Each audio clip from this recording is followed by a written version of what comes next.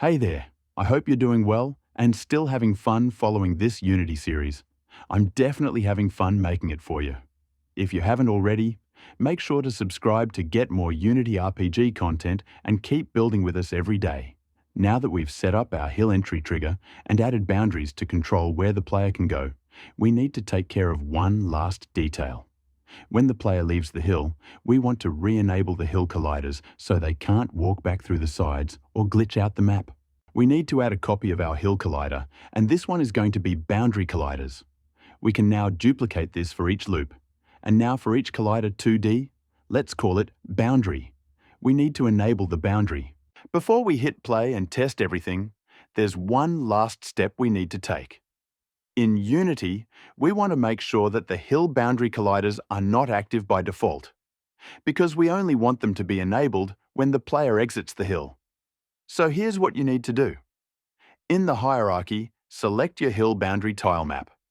In the inspector, scroll down to the Tile Map Collider 2D component and simply uncheck the checkbox to disable the collider at the start of the game. This means the player can walk into the hill as intended. And then, when they exit, our script will reactivate the colliders, blocking the sides and back of the hill again.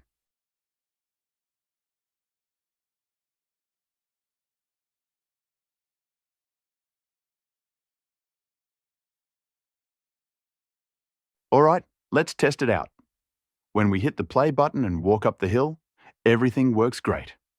The player can enter the hill, and the boundary keeps us from falling off the back or sides. But there's a small issue. When the player leaves the hill, the boundary stays active, which means they can't go back in through the same entrance.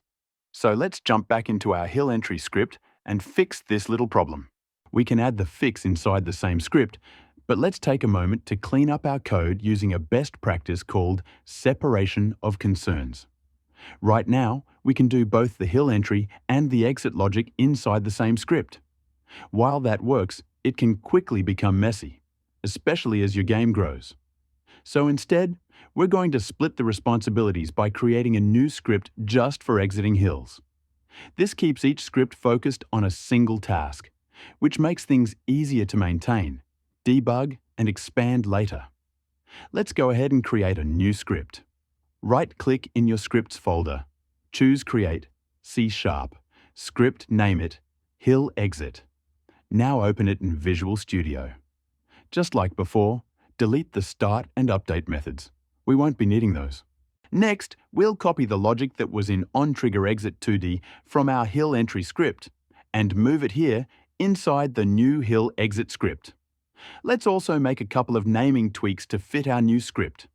This new script now takes care of everything that should happen when the player exits the hill. It re-enables the hill colliders, turns off the boundaries, and resets the player's sorting order. Now you just need to assign this script to a separate exit trigger zone in your scene, and you're good to go. Alright, now that we've created our hill exit script, let's go back into Unity and set up a proper exit trigger zone for our hill. This is what the player will walk through to exit the hill, which will reset the collider and sorting state. First, in the hierarchy, right-click on your scene and select Create Empty Rename this game object to Exit. With Exit selected, go to the inspector. Click Add Component Box Collider 2D. Now resize the collider to fit snugly around the bottom part of your stairs. This is where the player will be leaving the hill. Make sure to check the Is Trigger box. This is super important for detecting player movement through the zone. Finally, click Add Component again and attach the hill exit script. Then, in the inspector, drag and assign your hill colliders to the hill colliders array, your hill boundary tile map to the boundary colliders array, and that's it. Now, when the player walks through the bottom of the stairs, everything resets properly. The hill colliders come back, the boundary is disabled, and the player's rendering order goes back to normal. Our entry and exit system is now clean, modular, and working like a charm. Alright, let's hit that play button and jump right into it. If you're enjoying this Unity RPG series and building along with me, make sure to subscribe to the channel and smash that like button. It really helps the channel grow, and you won't miss the next episode where we keep leveling up our game.